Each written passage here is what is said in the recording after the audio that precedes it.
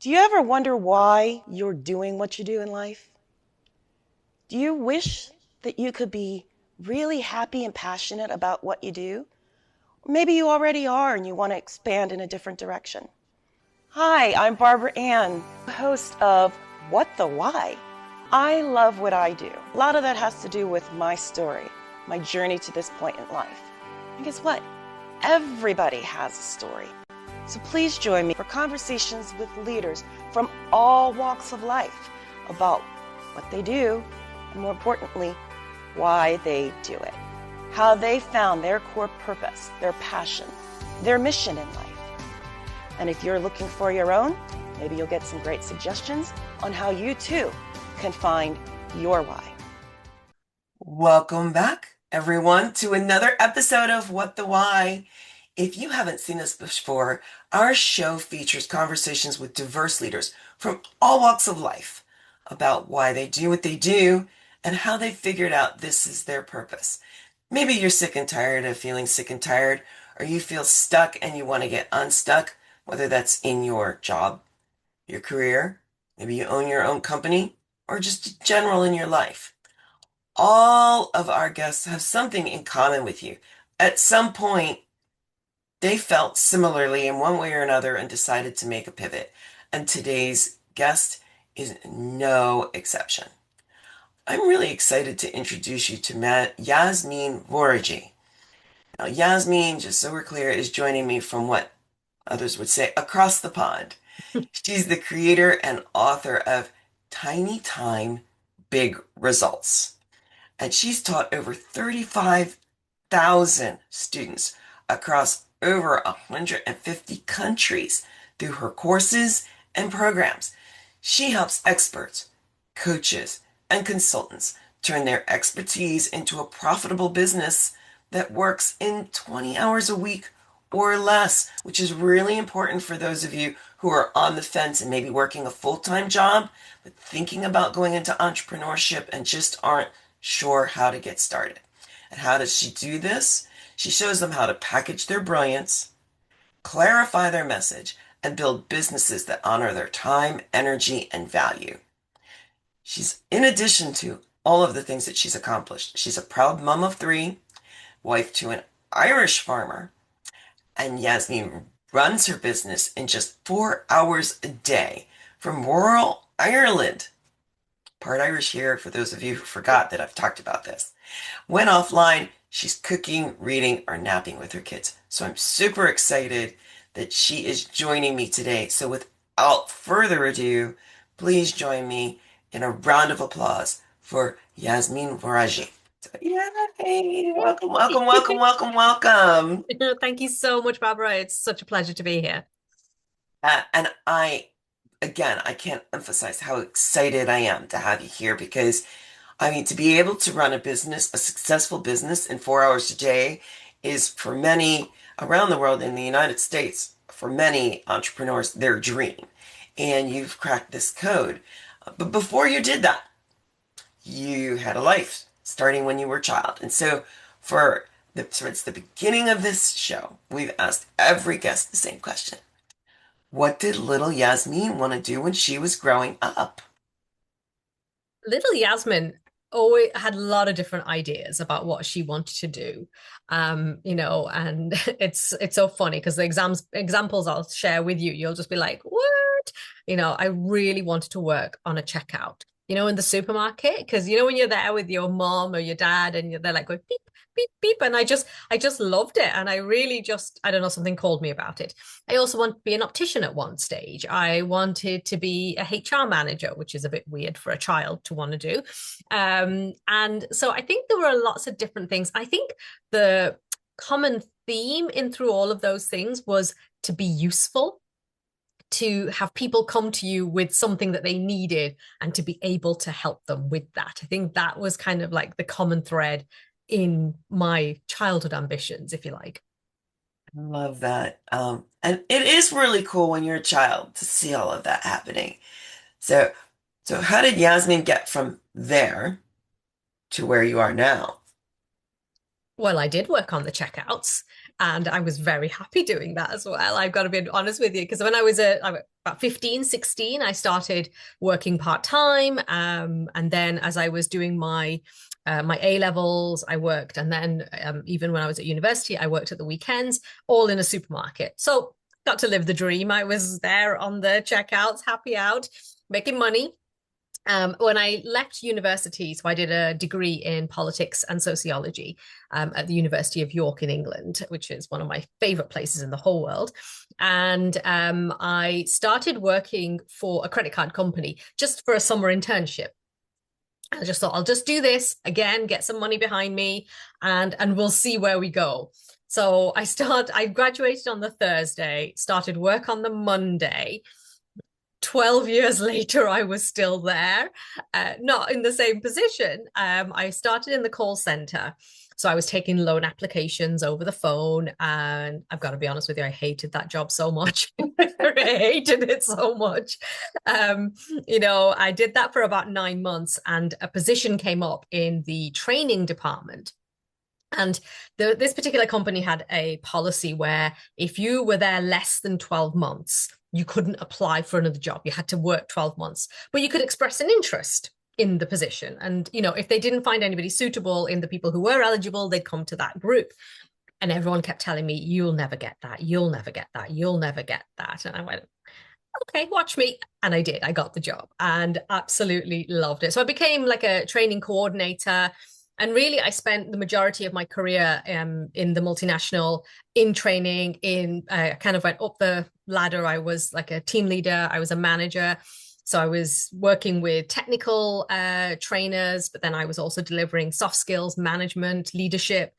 So my last role in that company was vice president of leadership development. And then I was made redundant at the end of 2011. So, with the whole global financial crisis of 2008, kind of this leading to this trickle. So I lost my job at the end of 2011. My eldest was only a year old. I was the main breadwinner in our house, and my husband was looking after our son. And we live in rural Ireland. My husband's a farmer.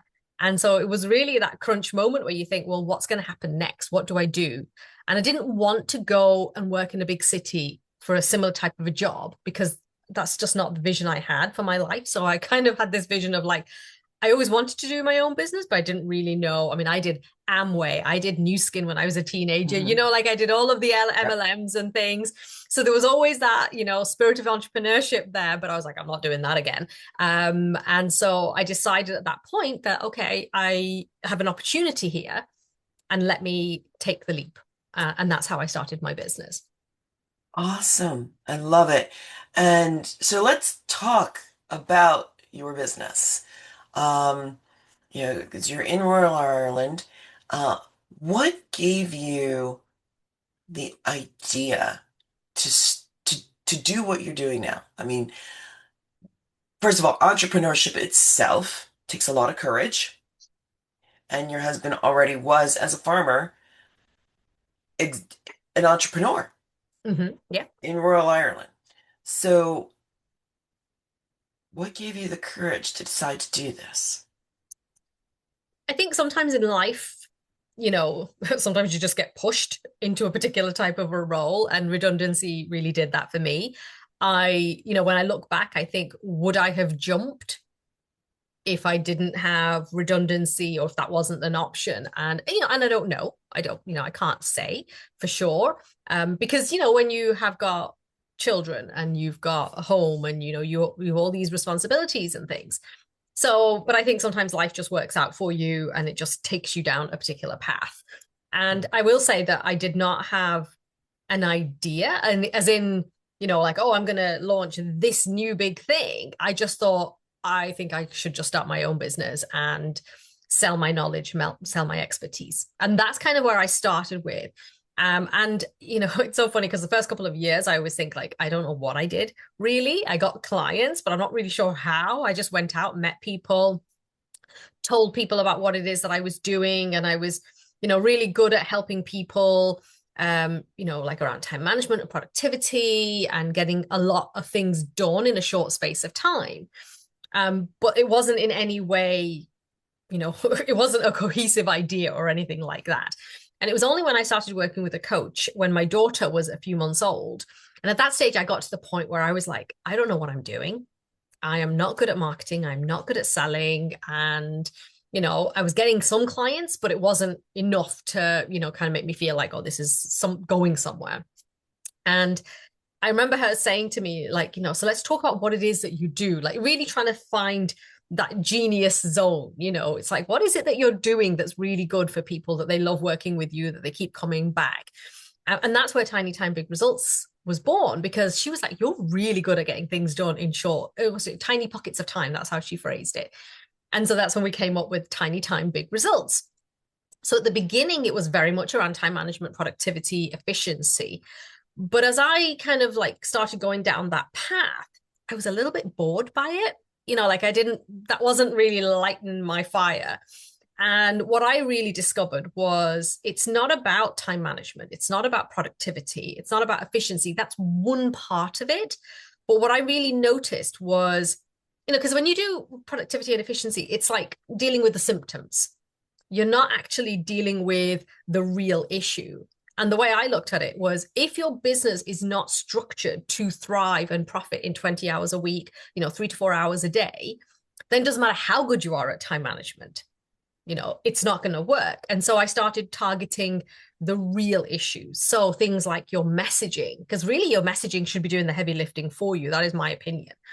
That you should be selling offers that are leveraged, that are packaged in such a way that you exchange value, not time. Because if you don't have a lot of time, you haven't got a lot of time to sell. And so that just creates a ceiling of your income. Whereas if you're leveraged, and you offer packages that are based on value, not time, it actually is much easier to be able to make a healthy income, right? And then it was around, and so this is really my journey, because I was like learning about automations, I was learning about systems, I was learning about all of those things, like building the infrastructure of your online business, all the back end stuff. So all of those things, I was doing it for myself and teaching my clients at the same time to help them to do that. So really getting to the point where you think, okay, I can have a profitable business in 20 hours a week or less. And like that, a lot of my clients are parents. They are also not parents, and they want a lifestyle. They do not want to work full time. And they're really attracted to this idea of, well, if I could have it, why wouldn't I have it? Why wouldn't I work towards having this profitable 20-hour week business? Which is great, because for a lot of people here in the USA, um, we encourage entrepreneurs to actually start while they are doing something else, so that they have a steady stream of income, if Yes. that's possible. Of course, a lot like you. It's interesting, for those who aren't familiar, you've probably figured it out. Redundancy overseas, here we call it reduction in force, or whatever you want to call it. But the bottom line is, surprise, you may have been here for 10, 12, whatever years, and now you don't have a job anymore. Thank you for your service. And so for a number of people, especially of a certain age, entrepreneurship really is the best route. Mm. So I guess you wrote the book, literally. Yeah. You didn't just write a book. You have Mm-hmm. a program. Mm-hmm. Yeah. Now I'm curious, before I ask the question, which came first, the program or the book? Great question. So I wrote the book, and it's so interesting, right? So I wrote the book in 2018, and I had this vision of writing a book, because I thought this is going to be like the best business card ever. Like, somebody reads my book, they're going to get into my head. This is before AI, so that book is fully written by me. They're all my words. It's like you can absolutely hear me speaking in that book. So I always had this vision of writing a book. And so I probably spent the guts of a couple of years writing little bits here, little bits there. And then at the start of 2018, that was like a significant birthday year for me. And so I was like, this is going to be the year that I'm going to do it. Right. And so I sent off one of the chapters to an editor just to kind of get her thoughts on it. And she sent me loads of questions back. And when you read something back and you just go, oh my God, I've written rubbish. I've written absolute rubbish, right? So I binned everything that I had written up to that point, which was about a couple of years worth of work. And I started again. And I wrote the book in 1 month. I wrote 35,000 words in 1 month, even though my kids were, my youngest was 2. So there would have been 2, 5, and 8. And I was getting up at 6 o'clock in the morning and writing for 2 hours before they got up, and I had to take them to school and childcare and all that kind of stuff. But I wrote the book. And the reason I was able to write the book was because I had been doing the work with my clients. And this is what I always say to my clients, because people are in a rush to create a course or create a program, but they haven't really fully fleshed out what it is that they do. They haven't really fully thought out their framework and kind of what it is, really structured their transformation so that they can get results for their clients. But I had done the work. And so I had created a plan, and I literally, when I'd start working, I'd just write, because I knew exactly what I wanted to say. And so it's interesting because you're talking about my program, but actually the program that exists now is very much a culmination of all the programs that I have done over the years. So I've had a program called Fully Booked in 4. I've had a program called Multiplier. There's been iterations. So this is like the most evolved version of it. So whatever you read in the book still is there, but it's evolved according to me and how I've evolved over the years as well. And so the work came first, then the book, and then the program as it stands now is really a culmination of the last 12, 14 years of my business journey. Okay. And what's really fantastic about that is it shows that you are a person that is constantly learning, growing, and evolving. Yes, absolutely. And that makes you that much more credible. Yeah. I mean, if you were standing on something that is now going to approach 8 years old, be like, okay, where's the continued growth? Mm-hmm. Yeah. And so I love that.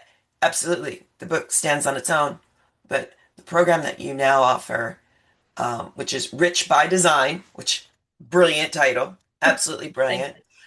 Let's talk about Rich by Design. Mm-hmm. The ongoing evolution of your journey in helping other people get rich by design. Yeah. Tell me more about that. Yeah, absolutely. I'd love to. So one of the things that has been really part of my evolution is understanding that strategy alone cannot get you the results that you want. Okay.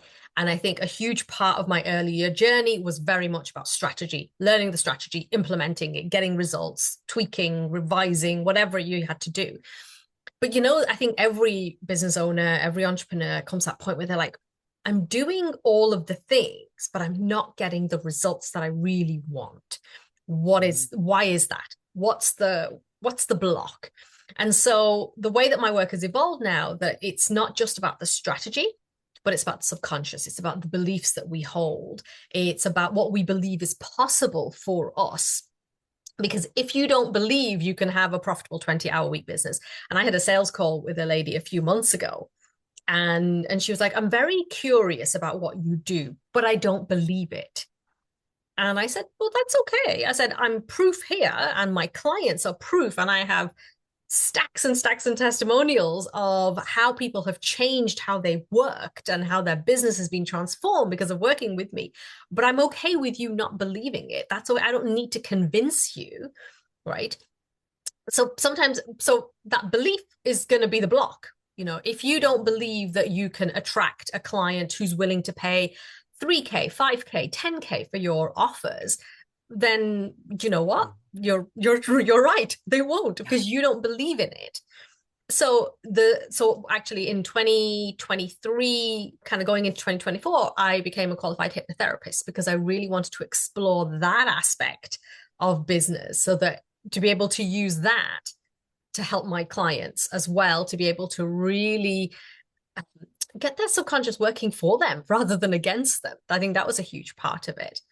And then the third part of it, so you've got the strategy, you've got the subconscious, and then the third part of it is really the somatic side of it. Now, I'm not an expert, but I have an understanding of nervous system regulation, enough so that I can just see in myself and in my clients, when we are afraid of pushing something, when we are feeling unsafe, we will not do certain things, you know. And so for me, that's a really important part of it, is that if you have spent your life chasing safety, right? And if I say to you, right, you're going to go and speak on a stage and you're like, oh my God, that feels so unsafe to me, then we need to do some regulation around that so that it feels safe for you to do that. You know, so, you know, I always give the example of like, you know, if you're doing a webinar, and so many people are afraid of doing webinars and online trainings. And they're like, what if nobody shows up? And I said, that's okay. This happened to me loads of times where I might have had one or two or nobody in the room. I said, but I show up as if I've got 100, 1,000 people in that room, because I know that when I offer replays, people watch the replays. They may not be able to join me live, but they watch the replays. So I remember, I mean, I've done classes where there's been like maybe one or two people, and I'm okay with that. I will show up as if I've got 100 or 1,000 people in that room. And oftentimes, even if I've got one or two people, I will make a 4-figure sale. Right? So for me, I'm like, I don't really care how many people are in the room or not, because I'm going to show up as if I've got all of these people. And so that for me is creating safety, that it's safe for me to show up, safe for me to be in a room, safe for me to be able to do what I do, and let other people see that it's safe as well. Because I think, especially in the online world, we see people with massive audiences, and we think that we can't be successful unless we have this massive audience, you know, all these millions of followers or hundreds of thousands of followers or a huge Instagram account. And it's just not true. That's just another belief. And there are so many important things that you just touched on. Everything from like, a lot of people who watch this podcast, some of whom have been with us from the beginning, are struggling with the fear of change. It's actually bigger than the fear of staying the same. And so many of the things you just touched on directly touch on that. One of the most important things that you said that I loved and that really bears repeating is, if you believe you cannot do that, if you think something is not possible, if you think you cannot get a client that has the ability to pay what you're asking, you're right. You can't. You're creating your own limiting beliefs, which Yeah. of course taps into what I do, which is taming your inner critic and your judgment. Um, Yeah. and so, um, to the extent that you can share, can you tell me about one client or two in particular that you're actually really proud of what they were able to accomplish? And of course, hopefully they're proud of themselves as well. Yeah, absolutely. Like I was thinking of one particular client of mine, and she has this brilliant method where she helps people to get pain free. But when she came to work with me, she really didn't believe in her. She believed in herself, as in her ability and her program, but she was just like, I just can't get it out to people.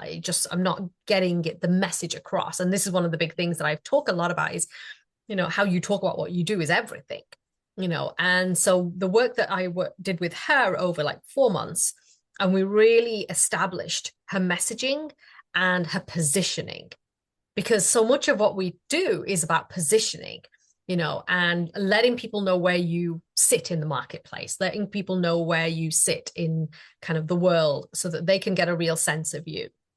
And why it's really important. Like I worked with a career coach years ago. She was one of my clients, and she was this brilliant woman.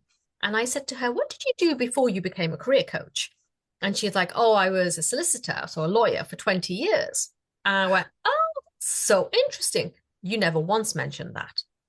I said, in all the time that we've done this work, you've never once mentioned that. And I said, can you imagine the level of credibility that you will have now in your marketing if you talk about the fact, because her own story was 20 years as a lawyer. And then she was like, I can't keep doing this. You know, I need to change. And she changed her life. I said, people are going to love that story. And people are going to assume a level of intelligence, a level of, you know, brain power. If you were a lawyer for that many years, they're going to be like, oh, so it always blows my mind. I have another client of mine who actually, she she's been an accountant for over 30 years. So the Mhm. first time I asked her what she did, she told me, and she was like, I help people to, get the financial pieces of their life together and all this kind of stuff. And I was like, oh, when I dug a bit deeper, and she was like, well, I've been an accountant for over 30 years. I said, why didn't you mention that? I said, Yeah. because, when you say like, oh, I help you to put the pieces together, I said, that's great. I said, but for me, that credibility of knowing that, for 30 years you've been doing this work, your stuff. I'm not saying it's always about the length of time that you've been in something. Like I've been in training and coaching and leadership development for nearly, so it'd be like 26 years now at this stage. Yeah. And I'm like going, where did that all, how did that all happen? But it's important for people to know that, I did my coaching certification back in 2007, 2008. I did my NLP in 2003. I did all my HR qualifications. I have done all of this work. So Hmm. when I stand in front of you and tell you all of these things, this is not just me making stuff up. This is lived experience. This is lived knowledge. And this is, that's my passion is I love learning and then saying, right, okay, how can I show you how to use it? Because I've done it myself. So I think that, so going back to my earlier example of my client who had this pain-free method, we really worked on her messaging. We really worked on how she was showing up. I think that was a really important part of it because you can show up without conviction, without a Mm. certainty, that your work is really good. And we really shifted that for her. And she was able to secure an interview with an influencer in her field. He had a massive YouTube following, I think like over 100,000, Wow. 150,000 subscriber list. And so she was able to get an interview with him. So he interviewed her for his show. And we made sure that we had all the pieces lined up. This is for me really important. It's like when you think about a breadcrumb trail. So I call it the digital breadcrumb trail. It's like, how do you get people to kind of like find out about you, then like love you and want to come and work with you? So we made sure all the pieces were there so that when she got this amazing opportunity, that she was able to capitalize on it, right? So she had this interview, and I remember literally like 24 hours after the interview had gone on to air, she was like, oh my God, she says, over 100 people have signed up for my lead magnet. I've got like 10 different consultations booked in. She had 3K clients booked. And I think that month she had her first 10K month that she was like, I've never made this much money in all my life. And this is just utterly transformative. And she couldn't believe it. And I was like, you've done the work. You positioned yourself beautifully. And she was like, yeah. And I said, and own it. Like say, you can believe it because this is just the start of it. And I'm always a little bit hesitant about using the 10K month kind of messaging because that's not necessarily going to be everyone's experience. But she had a program, she had things in place that enabled her to be able to capitalize on that. And that's the work that I do with my clients is really helping them to get those pieces in place so that they have got that solid message. And I think for me, one of the most exciting parts of my work is I I have a gift of being able to see what your zone of genius is and what your business should be based on. People say like, I don't know what my niche is. I don't know what my thing is. I can just have a conversation with you and I can just my own little process in my head and I can go, I think that that's what you should do. And then I know how to position it so that you can attract premium clients. And that's a big part of Tiny Time Big Results. If you've got premium clients, and I think of premium as anything over 1K, right? I know some people might say 10K. For me, it's 1K. But if you can attract 1K plus clients, then you don't need that many clients to have a healthy income. If you're doing this as a side hustle and you just want to know that this can work, like that's huge. So imagine your messaging and your positioning already attracts those people. Then imagine that you have this beautiful offer that really helps your client get an amazing result, because that's what we're here for. We're here to help people get results. And then you have a beautiful system that does a lot of the heavy lifting for you. So when you're asleep, when you're on vacation, your system is still working for you. And that's a huge part of Tiny Time Big Results as well, because, if you're only working a few hours a day, you're not going to be sitting at your computer and like going, oh my God, I need to catch up on all of these things.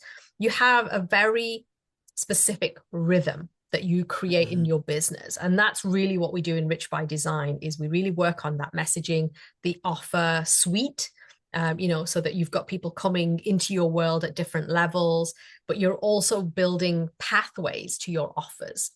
And then, the way I look at it, if your offer is the destination, our job as business owners is to build that pathway. And then once those pathways are built, then you just add traffic to it. You just get people, more eyeballs. And so it just simplifies everything. So, Tiny Town Big Results is very much about simplicity and really amplifying what works. Amen. That's the best way I can say it. Amen. And so as we wind down, there are, as I pointed out earlier, a lot of the people that are watching this, the fear of change is still bigger than the fear of staying the same. Mm-hmm. And so, what advice would you offer to them, recognizing that you don't know their situation? So, advice is, what it is. Everybody has their own lived experience. But what advice, generically, would you offer to them in terms of overcoming that fear of change? I think there comes a point for everybody who is aware, right? So a lot of people are not aware. They just kind of go through the motions and they don't think that there's anything else, right? So this isn't really for those people because it's for those people who are aware. And if you're sitting there thinking, God, I really want to do this, but I'm scared. I think there comes a point for everybody. It's that moment of decision. And I really do believe that your destiny is created in that moment of decision, because if you were to be in the same place in a year's time, how would you feel? And if you're looking at there going, hell no, things have got to change, then what you've got to do is to really think about what one thing could you do today that would change just a tiny, tiny fraction. It's like when you think of like when the trajectories change when pilots, when they're flying, if they just go 1 degree and it just takes them in a completely different direction. So I'm not telling you to jump.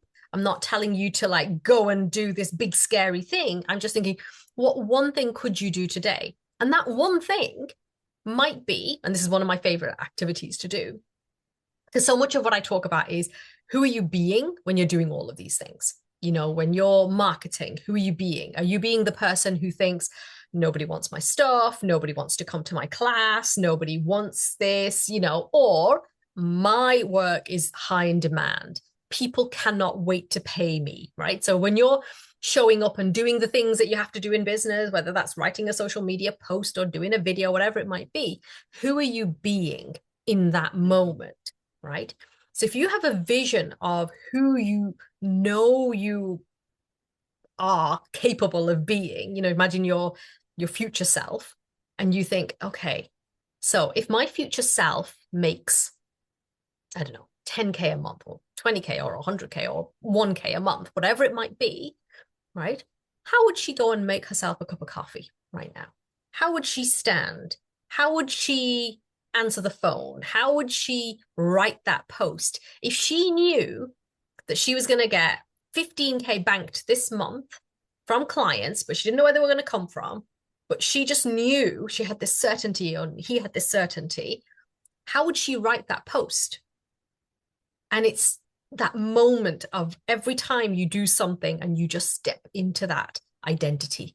And so much of what I do now is around identity, because you can't create the same result, or you can't create a different result rather, from the identity that created all the other results that you're not happy about. It actually does require a shift, but that shift doesn't have to be this massive painful thing. It can just be in one moment, and just for today, pretend today that you are, you're highly in demand and that your business is absolutely booming. Just for today, let's just pretend. Mm-hmm. Perfect way to end our time together. Now, all of your social media contact is going to be included on the different platforms where people are watching and or listening to this particular episode.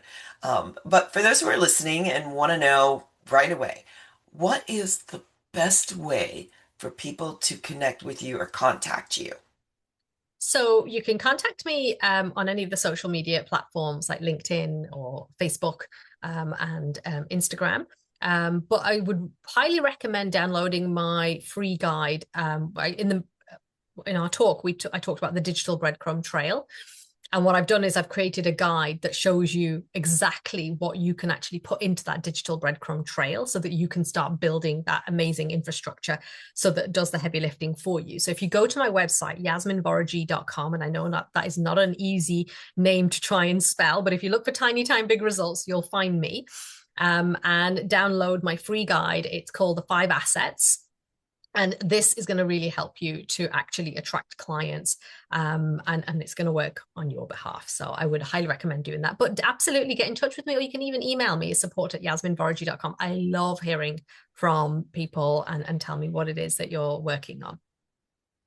That's awesome. Yasmin, thank you so much for joining us from across the pond Oh, in thank you so much. It's Ireland. been a pleasure. Oh, same. And when you write your next book, you absolutely, we want you to come back and talk about it because I hear the makings of another book and some of the things Well, that you say. absolutely. It's there. It's working away. We're not there yet, but we will be.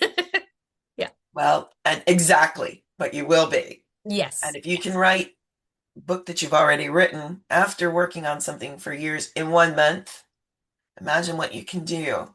Absolutely. Yeah. I'm excited about it. I don't know what it looks like, but I'm excited about it. Awesome. So thank you again for your time, for the wealth of information that you shared with our audience. And to our audience, thank you as always for listening, viewing, watching our show, liking and sharing it. You have so many viewing choices these days, and we are so honored and thrilled that you chose to watch ours. And if this information is helping you, please share it with somebody else that might benefit from all of the amazing brilliance of guests like Yasmin and our others. And for those of you that are maybe watching this for the first time or still trying to navigate your circumstances, tune in again for more illuminating, interesting, and educational conversations with guests such as Yasmin, who went through a lot of pivots to recognize what her purpose was, and she found it, and she's living it.